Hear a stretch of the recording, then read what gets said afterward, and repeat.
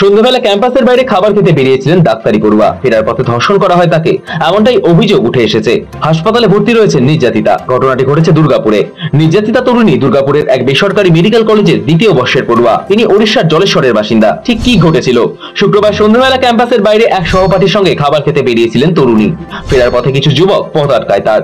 সরিয়ে দেওয়া হয় সেই সহপাঠীকে, কেড়ে নেওয়া হয় তরুণীর মোবাইল, তারপর টানতে টানতে নিয়ে যাওয়া হয় এক নির্জন এলাকায়। সেখানেই তার উপর চালানো হয় শারীরিক নির্যাতন। পরে তাকে সহপাঠী উদ্ধার করে মেডিকেল কলেজ ও হাসপাতালে ভর্তি করেন। ওড়িশায় বসে খবর পান বাবা মা। সঙ্গে সঙ্গে তারা রাতেই বেরিয়ে পড়েন। তড়িঘড়ি ভোর নাগাদ এসে পৌঁছন দুর্গাপুরে। থানায় অভিযোগ দায়ের করেছেন নির্যাতিতার বাবা মা। তাদের অভিযোগের ভিত্তিতে তদন্ত শুরু করেছে দুর্গাপুর নিউ টাউন থানার পুলিশ। কলেজের তরফ থেকে অভিযোগ জানানো হয়েছে বলে জানিয়েছে পুলিশ। নির্যাতিতার বয়ান রেকর্ড করা হয়েছে বলে খবর। আপনার মেয়ে তো হোস্টেলে থাকতো? হ্যাঁ, হোস্টেল থাকতো, খেতে আসতো। হোস্টেলটা দূর আছে, সেজন্য এখানে খেতে আসতো। ছেলেটা তার ক্লাস ফ্রেন্ড হয়। ও কি কোনো রকম ভাবে জড়িত আছে এই ঘটনায়? আমি কি করে জানবো? ও তো নিয়ে গেছে এইভাবে। সম্ভবত এই ছেলেটা জড়িত আছে। কোথাও কি মনে হচ্ছে যে কলেজের একটা নিরাপত্তা গাফিলতি? নিরাপত্তা তো নেই। আমি যখন আসি কিছু সাপোর্ট আমাকে নেই। যাও ভগবান কৃপায় ওই বন্ধুগুলো আছে, আমাকে বিশাল সাপোর্ট করেছে। কিছু রেসপন্স, যে এখানে একটা ঘটনা ঘটেছে, কিছু নেই, কিছু গুরুত্ব নেই। আমি যদি যেতেও ছাড়ছে না, সব দিকে পুরো বন্ধ। কিছু প্রোটেস্ট এখানে নেই। চাপার চেষ্টা করছে? হ্যাঁ, চাপা তো চেষ্টাই করছে। ওরা বন্ধুগুলো যদি না থাকতো আমাকে তো মেরে দিত। আমারও জীবন প্রতি সিকিউরিটি নেই। যা দেখলাম এখানে সিস্টেম কিছু নেই, নো রেসপন্স। একটা গার্ডিয়ান আসছে, অত বড় করে সংবেদনশীল ঘটনা ঘটেছে, একটু রেসপন্স থাকতো, কিছু না ভাই। যাও আমার ভাইগুলো এসে একটু হেল্প করেছে।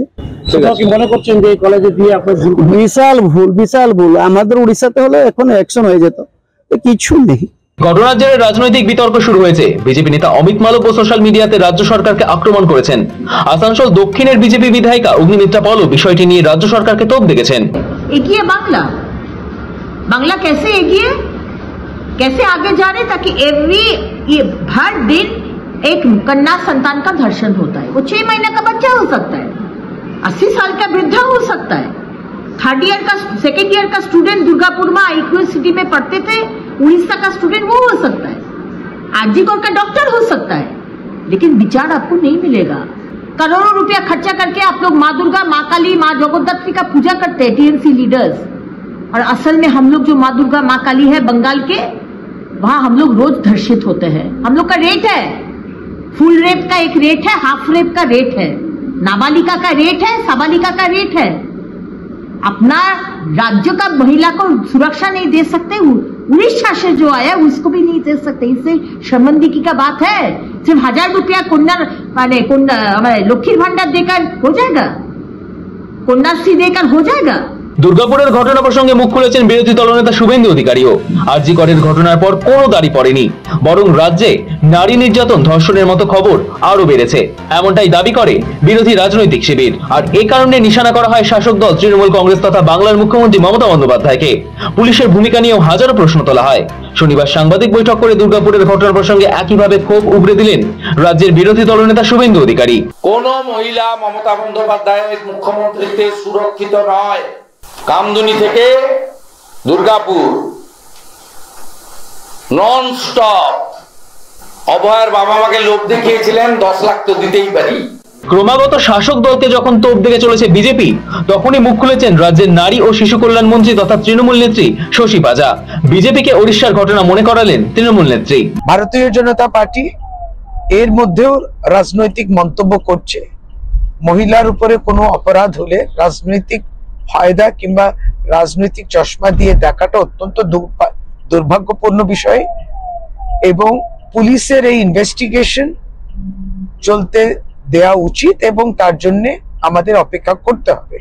রাজ্য সরকার সহানুভূতি রাখে এবং যারা এই ধরনের মন্তব্য করছেন ভারতীয় জনতা পার্টি, তাদের বুঝতে হবে যে ওড়িশাতেও এইরকম মহিলা শিক্ষার্থী, তার উপরে অপরাধ হয়ে তারপর সে নিজের গায়ে আগুন দিল, মারা গেল, এগুলো হওয়া উচিত নয়। সুতরাং সেখানে বিজেপি সরকার প্রশ্ন সব সর্বত্র ওঠে। রাজনৈতিক চর্চা চলছেই, তবে এসবের মাঝেই তদন্ত জারি। পুলিশ ইতিমধ্যেই তরুণীর সঙ্গীকে জিজ্ঞাসাবাদ শুরু করেছে। তার বক্তব্যের সত্যতা যাচাই করা হচ্ছে। অজ্ঞাত পরিচয় কয়েকজনের বিরুদ্ধে মামলা দায়ের করা হয়েছে। এদিকে স্বাস্থ্য ভবন সংশ্লিষ্ট মেডিকেল কলেজের কাছে ঘটনার বিস্তারিত রিপোর্ট তলব করেছে। রাজ্যের স্বাস্থ্য শিক্ষা অধিকর্তার কাছে রিপোর্ট জমা দিতে বলা হয়েছে হাসপাতাল কর্তৃপক্ষকে। ঘটনার তদন্তে নেমেছে জাতীয় মহিলা কমিশনও। গত বছর 9 আগস্ট কলকাতার আরজিকর মেডিকেল কলেজে এক ডাক্তারি পড়ুয়াকে ধর্ষণ ও খুন করা হয়েছিল। দোষী সাব্যস্ত হন সিভিক ভলেন্টিয়ার সঞ্জয় রায়। আদালত সেই মামলার মৃত্যুদণ্ডের রায় দেয়। তার মাঝেই এবার দুর্গাপুরে ধর্ষণের শিকার ডাক্তারি পড়ুয়া। লালু খানের রিপোর্ট, সময় কলকাতা।